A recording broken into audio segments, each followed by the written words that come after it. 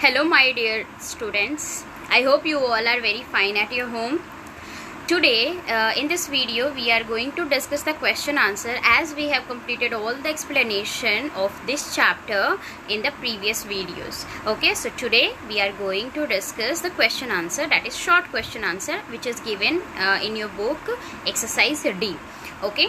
So this is the first video of this week, and to know the question answer, please watch this video till the end. First question is, why shouldn't we leave toys on the floor? Not only the toys, but all our belonging we should not keep on the floor.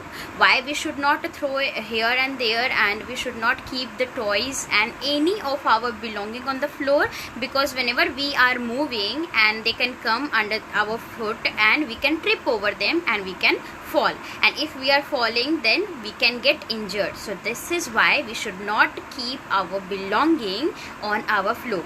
But here, not the belonging, only about the toy it is asking, so you will mention only toys. Okay, so the answer will be, we should not leave toys on the floor because we may trip over them and we can get injured. Okay, we can have the wound, we can have scratches, we can have a fracture, and any type of injury we can have. That's why we should not keep our toys on the floor like this. Okay, our second question is, why shouldn't we play with breakable things? Okay, the question is asking about the fragile thing. Fragile thing, I have already explained about this. The things which can be easily broken, like glass material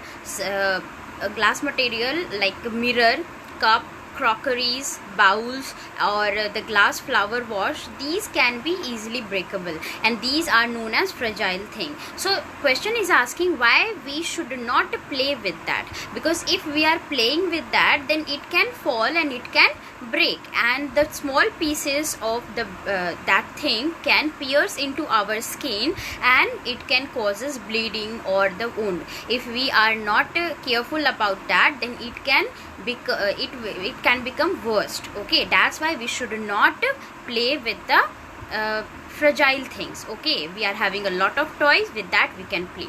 So answer you can write, we should not play with the breakable or fragile things like crockery and the glass items, because they can pierce into our skin and cause bleeding. Okay, any example you can write as a fragile material like glass and anything that I have explained previously in the class. Okay, next is, why should we not go too close to the moving swing? Remember, when I was explaining about the safety rules that we have to follow in the playground, I told you the movement of the swing is back and forth. Okay, and if we are swinging very fast, then the speed of the swing can also increase, and it can, you cannot predict how much height it can go and how much back and forth it can move. So it can be dangerous if we are standing in front of the swing or the back of the swing. Okay, because if the swing is moving fastly, then it can hit us very hardly, and we can get injured, we can fall, we can have the fracture, or severe injuries also we can have. Okay, so it is, you all are knowing, the swings is also made up of the iron. So if we are badly injured, then it can causes the tetanus. Okay, so be careful whenever you are using the swing. So what the answer is saying, let's see. We should not go too close to the moving swing because we may get hurt by the swing. Instead of standing in front or back of the swing, we should stand on the side of it. Yes, sometime whenever someone is already using the swing, okay, that time we have to wait. Okay, so we are requesting, please give it to me after some time, and that time we have to wait. So where we have to wait? Instead of in front or in the back, we have to stand on the side of the swing, so that we can protect ourselves by the movement of the swing. Our next question is asking about the things that we keep in the first aid box. Okay, I have already explained a lot of material can be kept in the first aid box. Some are very very important that we must have to be there, but some of the kit which is not very important, but yes, we must have that also. But some of the item we use frequently day to day whenever we are getting injured. Okay, some we are using whenever we are having the severe or the uncommon type of injured. Okay, but some of the item we have for the common injured, okay, injury also. So what are the things? We can have the soap, we can have the crepe bandage, we can have the antibiotic, we can have the antiseptic cream or lotion. We must have the pair of scissors, we must have the tweezer. Tweezer is an equipment which is used to pluck out the inserted or pierce things like pebbles or glass pieces when they are insert into our skin or pierce into our skin. These tweezer or forceps, okay, help us to take out that pierced thing. Okay, so any of these material you have to write any two. Okay, the question is asking only about the two things that we must have in the first aid kit. Okay, so here I have written many examples, but downside note is there, that is you have to write only two.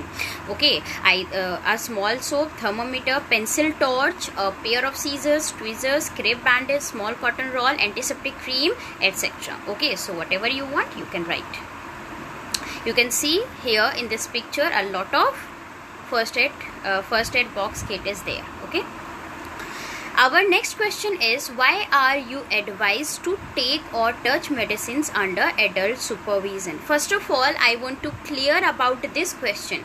This question is of hot. Okay, this is not the short answer question, but only one question was asking in the hot. That's why I have included these question in the short answer question, because in the long answer question we are already having 7 questions. So whenever you are writing also, please add this extra question in the short answer question only.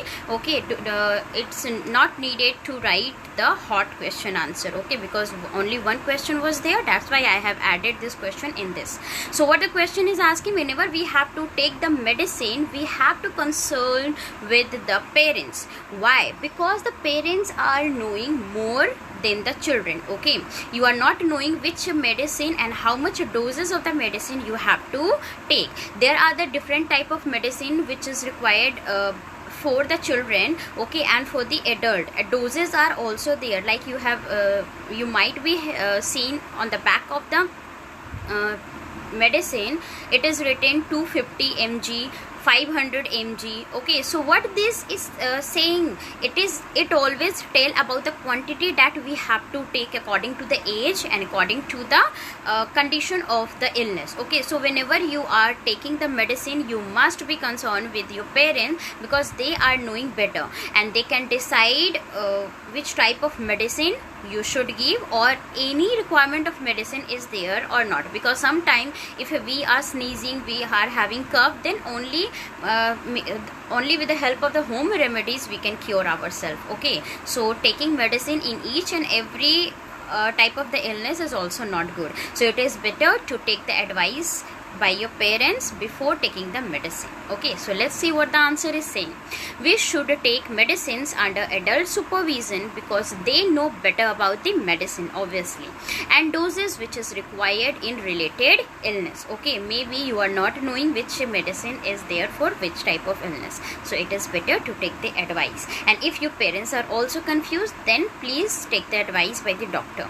Thank you so much for watching the video. I hope you have understood very nicely and you could be able to write your answer in your own. Okay, it's not every time I tell you, it's not necessary that you will write the same answer that I am writing. Okay, you can write all the answers in your own language, but that must be correct. I always encourage the student to write the answer their own. Please, if you are able to write the answer without the help of this video, you can write, but that must be correct. Okay, thank you for watching.